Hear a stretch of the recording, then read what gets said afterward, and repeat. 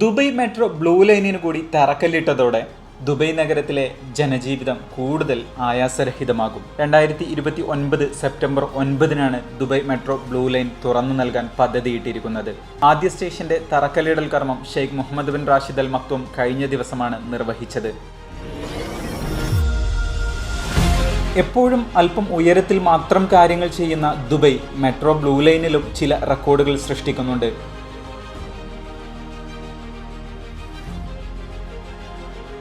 ലോകത്ത് ഏറ്റവും ഉയരം കൂടിയ മെട്രോ സ്റ്റേഷനാണ് കഴിഞ്ഞ ദിവസം തറക്കല്ലിട്ടത്.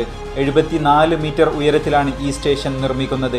30 കിലോമീറ്റർ ദൈർഘ്യം, അതിൽ 15.5 കിലോമീറ്ററും അണ്ടർഗ്രൗണ്ട് റെയിൽ റൂട്ട്, 14 മെട്രോ സ്റ്റേഷനുകൾ, 10 ലക്ഷത്തിലധികം താമസക്കാർക്ക് പ്രയോജനകരം എന്നിങ്ങനെ നിരവധി സവിശേഷതകളോടെയാണ് പുതിയ മെട്രോ ലൈൻ യാഥാർത്ഥ്യമാകുന്നത്.